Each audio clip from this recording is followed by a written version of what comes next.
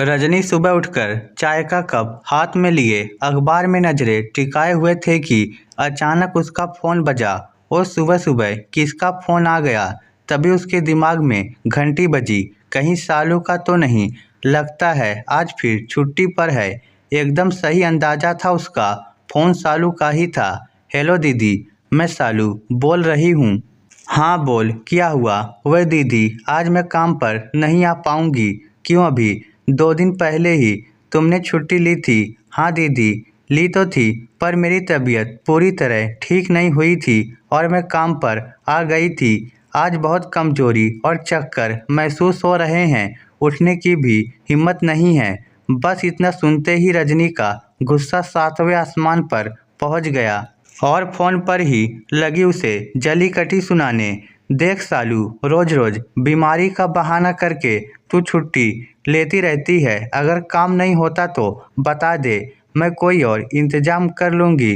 पर रोज रोज झूठ बोलकर छुट्टी लेना ठीक नहीं है। अगर तेरी तबीयत खराब है तो दवाई लेकर 2 घंटे देरी से आकर भी तो काम कर सकती है। पर नहीं, काम पर तो आना ही नहीं है ना। इस बार पैसे काट कर दूंगी तो तेरा दिमाग ठिकाने आ जाएगा। ऊपर से मुझे तू ये बता रही है कि तूने बीमारी में आकर भी मेरा काम किया।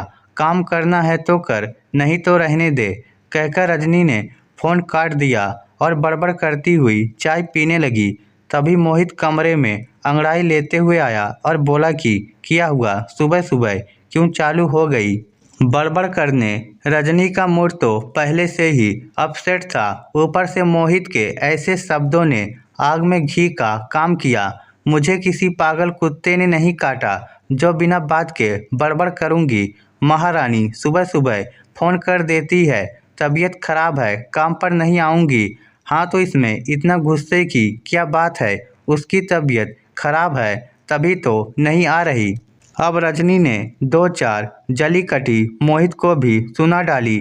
तुम उसकी इतनी तरफदारी मत लिया करो, अपने काम से काम रखो। जब देखो उसी का पक्ष लेते हो। मुझसे नहीं, उसी से शादी करनी थी तुम्हें। मोहित ने रजनी को तिरछी नज़रों से देखा पर कुछ बोला नहीं। उठकर तैयार होने के लिए कमरे में आ गया। रजनी नाश्ता और टिफिन की तैयारी में लग गई। सोचा था कि आज शॉपिंग करने जाऊंगी, लो हो गई शॉपिंग। अब करो झाड़ू खटका, चलो नाश्ता और टिफिन तो तैयार हुआ। तब तक मोहित भी टेबल पर आ चुका था कि दरवाजे पर घंटी बजी। मोहित ने दरवाजे पर सालू को देखकर बोला, अरे तुम्हारी तो तबीयत ठीक नहीं थी। इतना ही बोला था। रजनी ने बीच में ही टोक दिया कि ऑफिस के लिए देर हो रही है और नाश्ता भी ठंडा हो रहा है। मोहित ने अपनी जुबान दबा ली और नाश्ता करने लगा। सालू किचन में जाकर बर्तन धोने लगी। अभी कोई 10-15 मिनट ही हुए होंगे कि कुछ जोर से गिरने की आवाज़ आई। रजनी ने नाश्ते की टेबल पर बैठे बैठे ही जोर से बोलकर फिर से सालू को जली कटी सुनानी शुरू कर दी। गुस्से में बर्तन मत तोड़, कोई जबरदस्ती नहीं थी। मत आती काम पर, अब आ गई तो थोबड़ा बनाकर काम करेगी। मोहित ने रजनी को इतनी जली कटी सुनाने पर टोकना चाहा, पर इस बार भी पहले की तरह शांत रहा। उसने नाश्ता किया और अपनी प्लेट किचन में रखने के लिए गया, क्योंकि मोहित अपनी झूठी प्लेट हमेशा खुद ही रखकर आता था। मोहित जैसे ही किचन में गया और जोर से आवाज़ लगाकर रजनी को बुलाया, रजनी जल्दी आओ। रजनी ने किचन में जाकर देखा तो सालू बेहोश पड़ी थी। दोनों ने उसे जल्दी से उठाकर गाड़ी में लिटाया और पास के ही एक नर्सिंग होम में ले गए। वहां जाते ही डॉक्टर ने उसकी जांच पड़ताल करके कुछ टेस्ट करवाने के लिए बोला। तब तक उन्होंने सालू के घर भी खबर दी। सालू का पति रवि और उसका बेटा दोनों अस्पताल पहुंचे। रवि ने मोहित के आगे हाथ जोड़कर कहा, बाबूजी, हमारी औकात यहाँ पर इलाज कराने की नहीं है। आप कहें तो मैं यहाँ से। अरे नहीं नहीं, मोहित ने बोला, ऐसा सोचना भी मत। अभी डॉक्टर ने इसकी खून की जांच के लिए बोला है। जांच की रिपोर्ट आने के बाद देखते हैं कि क्या करना है। तब तक इसे यहीं रहने दो और खर्चे की चिंता मत करो। रवि को कुछ तसल्ली हुई और कमरे से बाहर आकर बेंच पर बैठ गया। रजनी दोपहर को घर आई और कुछ खाने पीने का सामान बैग में रखकर फिर अस्पताल पहुंच गई। उसने रवि और उसके बेटे को खाने के लिए बोला।